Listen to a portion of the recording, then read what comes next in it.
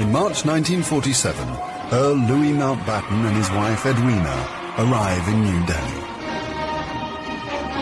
The great-grandson of Queen Victoria and second cousin to George VI, Mountbatten brings a regal presence to the drama of India's independence. As the last viceroy, he bears responsibility for India's fate. 2nd of April, 1947. I have now completed my first week in office. I should like to be able to paint an encouraging picture of my first impressions, but feel it would be misleading if I did so. The scene here is one of unrelieved gloom. At this early stage, I can see little common ground on which to build any agreed solution for the future of India. The only conclusion I have been able to come to is that unless I act quickly, I may well find the real beginnings of a civil war on my hands.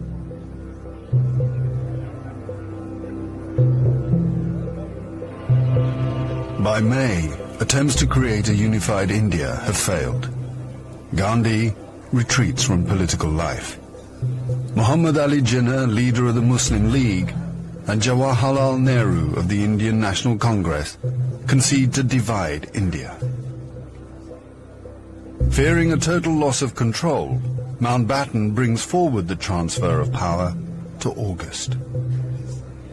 Two nations will be created by partition, a secular India and a new homeland for India's Muslims, Pakistan.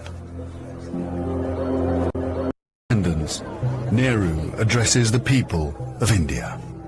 Long years ago, we made a tryst with destiny, and now the time comes when we shall redeem our pledge. At the stroke of the midnight hour, when the world sleeps, India will awake to life and freedom.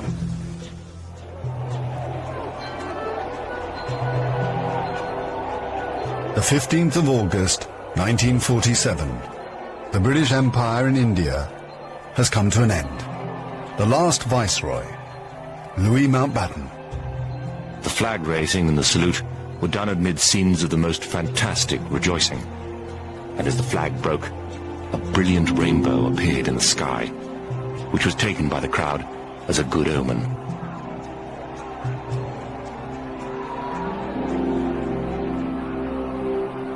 Qasim Muhammad. On the 15th of August came freedom. The freedom to burn, loot and murder.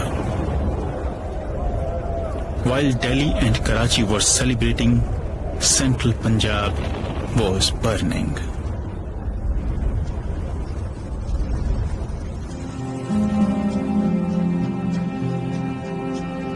Between August 1947 and March 1940, million Hindus and Sikhs are forced to migrate from Pakistan to India. 6 million Muslims must move in the opposite direction. Britons and Indians witness the bloodshed. Shahid Ahmed. It is a battleground. People have gone mad. Trains to Pakistan are being looted and occupants slaughtered. We all knew that carnage was in the offing. So did Mountbatten. The British Empire, which tried to build India over centuries, can never live down this great tragedy.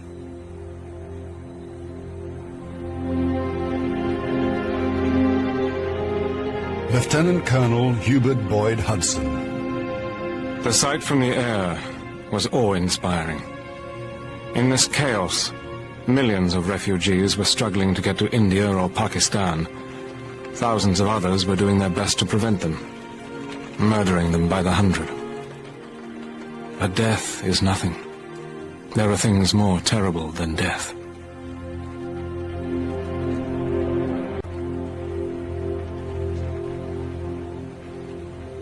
$10 million people are displaced in the partition of India.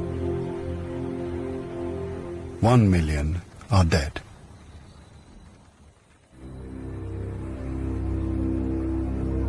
By the summer of 1948, most of the British have left. Hubert Boyd Hudson has been in India for 15 years. India is full of ghosts. Houses I have lived in, now inhabited by Indians, remind me of the days which will never come again. When the Viceroy drove past with a cavalry escort in red coats.